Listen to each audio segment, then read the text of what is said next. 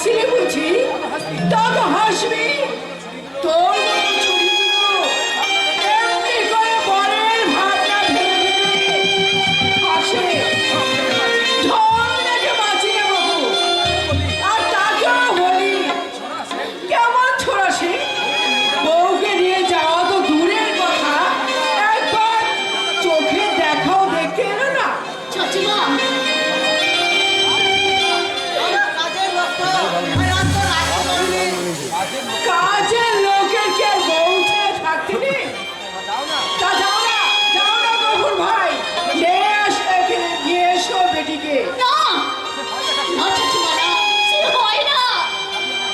সাথে আমার হয়ে গেছে। সে যদি কখনো না আসে, আমাকে তার কখনো মনে না পড়ে, আমি যেচে তার কাছে কখনো যাব না। হ্যাঁ বাচ্চান, হ্যাঁ, গরিবের মেয়ে সালমাকে বিয়ে করে হয়তো তার মনে নেই, হয়তো তার ভুল ভেঙে গেছে, আমাকে নিতে তার খানদানে বাড়ছে। তাই যদি হয়, তাই যদি তার বাঁধে, তাহলে নিজে যেচে আমি তার ঘরে করতেও আমার ইজ্জতে বাঁধবে বাচ্চা। আমার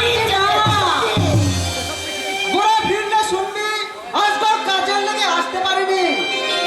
বেশ তো, কাজ শেষ হোক, সে নিজে সে আসুক, আমি তখন হাসতে হাসতে তার সাথে ভাগ্য হয়ে ফিরে যাবো। বাবুর ভাই, কাল সকালে তুমি সলমাকে নিয়ে পান্ডুয়ায় চলে যাবে। বলো তো দিদি, হাজার হোক তারা সুলতান, খানদানি কারবার, বড় বড় মঞ্জিল, 20-50টা বান্দা বান্দি, একটা মন্দিরে 10টা দুয়ার, কোন দিকে যাবে কোন দিকে যাই, কাকে কি বলতে কাকে বলে ফেলি, তাই কি ঠিক আছে আমার? বাচ্চান, চাচিমা, সলমা, সলমা, আমি লোকের বাড়ি বাঁধে কিনে করবো, পথে পথে ভিক্ষি করবো, তবু নতুন করে আমি আমার জান দিতে পারবো না বাচ্চা, আমি কিছুতেই জান দিতে পারবো না। কিছুই করতে হবে না রে মা, তুই তৈরি হয়ে নে, কালই তোকে নিয়ে আমি পান্ডুয়ায় যাবো। কেন বাচ্চান, কেন? এই পেটিকে দুটো ভাত দিতে এতই কি তোমার গায়ে বাঁধতে হবে? উল্টা দিদি, কথাটা একবার গায়ে কেন রাখতে যাবে? মানে দূর বাবু, ও দিদি, তুমি ছাই বুঝিয়ে কিছু বলো না, আমার কি এত কথা মনে থাকে? এই তো সেদিন তোর চাচির বাড়ি কি যেন উপেক্ষা করছিলি, হ্যাঁ হ্যাঁ মনে পড়েছে, শকুন্তলার কাহিনী। তা তুই বলতো মা, শকুন্তলা কি মুনি সাহেবকে দেবটা খাওয়াতে পারতো না? পারতো রে মা, ঠিকই পারতো, তবু বেটাকে রাখলো না, শ্বশুর বাড়ি দিল কিনা পাঠিয়ে। কিন্তু বাচ্চান, শকুন্তলা তাতে সুখী হয়নি বাচ্চান, সুখী হয়নি। দেখে পাচ্ছি না বাবু, মুসলমানের মেয়ে ওই হিন্দু শাস্ত্রের কথা বিশ্বাস করবি কেন? তবে সবাই তাকে উল্টো, তোমার জলকে বলিস পানি আর হরিকে বলিস আল্লাহ। খোদাকে হরিকে হরি বলেই তো নাকি কখনো আমরা হ্যাঁ বলতে পারি না। আর তাই কি কখনো বলা যায়? এসব কথা তো আমি তোকে শিখিয়েছি না? বল না সর্বা, বল, আমি তোকে এসব কথা শিখিয়েছি কি না? তুমি তো শিখেছো, তাই তো আজ আমি নিজের কথা ভাবতে পারছি না চাচিমা, আমি নিজের কথা ভাবতে পারছি না। তবে একটা কথা, বিয়ে আর শাদী হচ্ছে অনেক তফাৎ। শাদীর পরে নিকা হলেও হতে পারে, হিন্দু শাস্ত্রে তো আর ওই শাদীর কথা লেখা নেই বাচ্চা, আছে বিয়ের কথা। হাজার হোক ওই হিন্দু শাস্ত্র আর মুসলমানের শাস্ত্র সম্পূর্ণ কারণে লেখা কাকিমা, শুধু নামের অক্ষর আর উচ্চারণেই তফাৎ। চুলো যাক শাস্ত্র। এখন খবর কি তাই বলো বাবজান? কি বললে বাবাজি? আজকর আলীর সঙ্গে আমার দেখা হয়নি, সে ঢাকায় গেছে। আর সে কখনো এখানে আসবে না বাপচান। না আসে, তুই আমার সঙ্গে পান্ডুয়ায় যাবি বল? কেন ভাইজান, কেন? তোমার এই বহিনীকে কি তুমি দুটো ভাগ দিতে পারবে না ভাইজান? ঠিকই পারবো রে বোন। তবু স্বামীর ঘরে যে তবু স্বামীর খরচে নারীর কাছে স্বর্গ রে সালমা। আর ভাইজানের ঘর কি স্বর্গ নয় ভাইজান, স্বর্গ নয় ভাইজান, তুমি দেব। তুমি দেব। চাচা চাচিমা এদের ছেলে কি বলো না ভাইজান, বলো না। যেতে হবে সালমা। হবে আমাকে যেতে হবে। হ্যাঁ বোন, হাকিম মোল্লা আর নকুল হাকিম মোল্লা আর নকুল মুচির ব্যামো দেখতে গিয়েছিলাম, তাড়াতাড়ি ফিরে তাই তাড়াতাড়ি ফিরে আসতে হলো। তুই কিছু ভাবিস না, আমি তোকে পান্ডুয়ায় নিয়ে যাবো। ভাইজান ঢাকা থেকে ভাইজান ফিরে আসো, তারপর একদিন দেখবি কেমন করে সব কিছু ঠিক হয়ে গেছে। ওরা যা হ্যাঁ গফুর চাচা, আর তুমিও শুনে রেখো এলো কাকিরা, যে গুলাচান নিজের পাজর কেটে তুলি বানিয়ে আনন্দের নীল রং দিয়ে দূরের আকাশকে কাছে এনে তার ছবি আঁকতে পেরেছিল। সেই গুলাচাঁদ আবার ওই আকাশের বুকে সুন্দর এই চাঁদটাকে নিপুণ হাতে সাজিয়ে দেবে কাকিমা, নিপুণ হাতে সাজিয়ে দেবে, সাজিয়ে দেবে। সত্যি দিদি, ছেলেটা মানুষ নয়, বেহেশতের পথ ধরে ফেরেশতা হয়তো দুনিয়ার বুকে নেমে এসেছে। ফেরেশতা হতেও তবে কোন দুঃখে?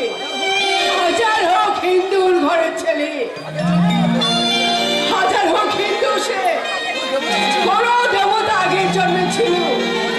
কত আর বোঝাই আমি তোমাদের, জন্মেছ মুসলমানের ঘরে, ওই হিন্দু শাস্ত্রের কথা তোমরাও জানবে না, আর আমাকেও না বলে ছাড়বে না।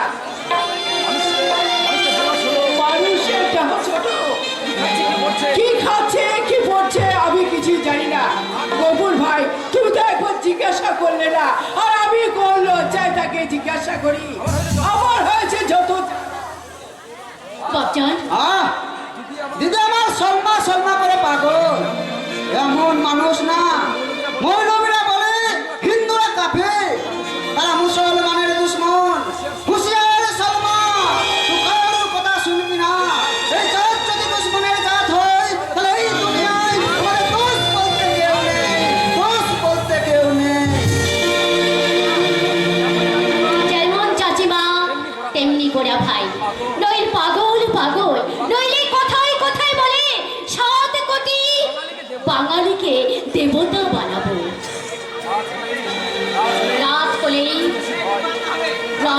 তো বেশি ভয়, যে একটু চোখে ঘুম আসবে অমনি সেদিনের মতো সে চুপি চুপি এসে আমার কানে কানে বলবে,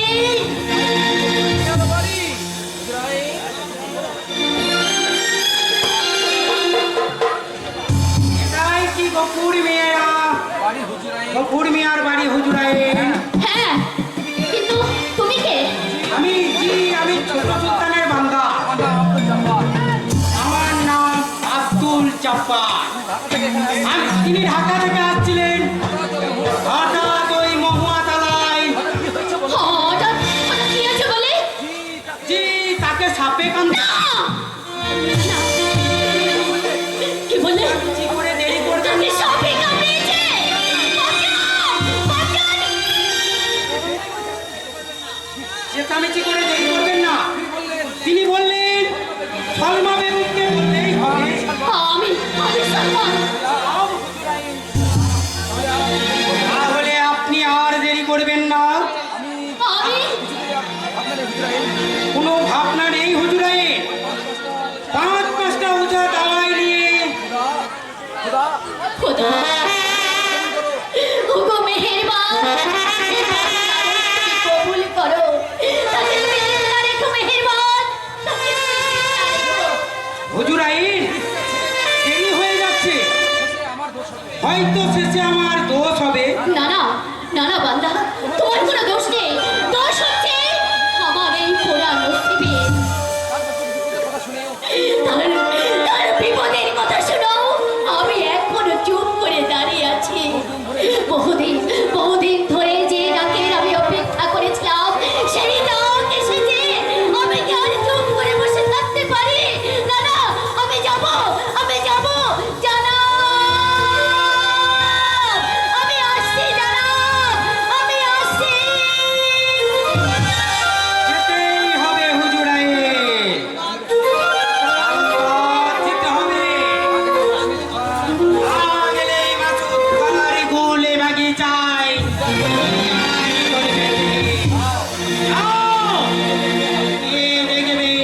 হাকিম বলে যারা বসে আছে তারা তাঞ্জাম বাহো কাছেই আছে তাঞ্জাম তুমি গেলেই তোমায় তাঞ্জামে তুলে সোজা পান্ডুয়া শয়তানাত গোলালে থাকো তুমি ঢাকায় বসে তোমার বাগিচায় বাগিচা ভেঙে আজরাই গোলাপ দিবানি সালমা বিবিকে নিয়ে চললো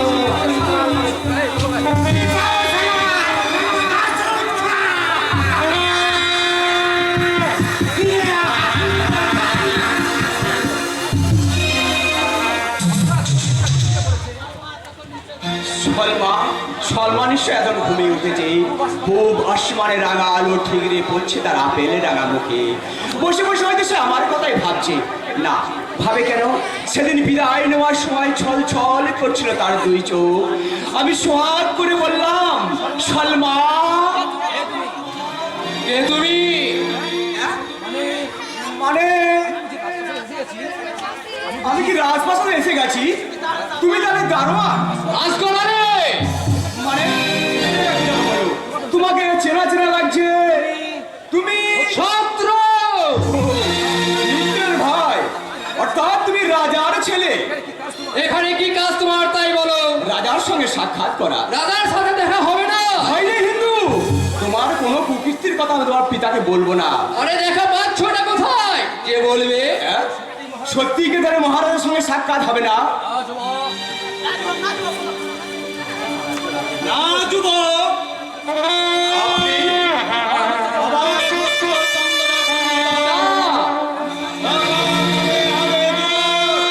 এখন বলো, রাজ দর্শনের জন্য যে দর্শনিক লাগে তার সঙ্গে এনেছো?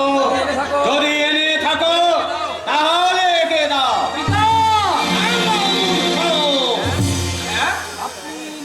আপনি মানে মহারাজ আনন্দ রায়, আপনার সঙ্গে এত সহজে সাক্ষাৎ হবে এ আমার পরম সৌভাগ্য মহারাজ। আর আমার দূরে ভাগ্য এই যুবক আমার পুত্র। এই তোমার শিক্ষা, সারা বাংলায় তোমার সেই এই যুবক। আমি তোমাদের পিতা, এ আমার লজ্জার কথা। আমার মাতা নত হতে চলেছে আমার আনন্দ রায়ের পুত্র হয়ে। এই স্বাধীনতাটুকু সেখানেই মূর্খ। প্রজাদের জন্য রাজপ্রাসাদ যে প্রজাদের জন্য রাজপ্রাসাদে জুয়া থাকা উচিত, কিন্তু এমনি করেই তোমরা আমার সাধারণ প্রজাদের কাছ থেকে মাথা নুচো করে দাও। দূর দূরান্ত থেকে ওদের পুরে জলে ভিজে ছিঁড়ে কাঁপতে কাঁপতে নির্ভুক্ষ পূজারা সকল দুঃখ কাহিনী আমাকে শোনায় দিয়েছে। বিফল মনোরাত হয়ে ফিরে যায়। শুনুন পিতা, আমি আগে যা বলতে হয় আমাকে বলুন। ছোকরা মাথা হেড হয়ে গেছে, ভীষণ লজ্জা পেয়েছে। লজ্জার বাড়াইও নেই। রানী রানী তাড়াতাড়ি থাকতো অনেক আগে ও আত্মহত্যা মা করে আপনি করেছি তার উপায় নাই বাবা। চাষের মুখে শুনলাম মহারাজের সঙ্গে তোমায় দেখা করতে গেছে। তাই ব্যাপারটা আমি সবচেয়ে ছেলের ডাকে কি মা না এসে থাকতে পারে? কিন্তু তুমি কে বাবা? তোমরা চেনো না, আমি চিনি। এই যুবক আমাদের শত্রু। সুলতান মুজাফফর শাহের ভাই আসগর আলী। তুমি রাজকুমারী। আমার এই পোশাক ভালো পোশাক কোথায় পাবো মা? কেন সুলতান প্রাসাদে সম্পূর্ণ পোশাকের অভাব আছে? মোটেই না, আমি হচ্ছে স্বল্প মূল্যের লোক। যোগ্যতার চেয়ে পোশাকের মধ্যে ভারী হলে লোকে হাসতে যে। আসকরালি রাজকুমারী তাছাড়া সেই মূল্যবান পোশাক প্রজাদের বুকে রক্তে চোখের জলে ভিজে সেই পোশাক পরলে আমার সর্বা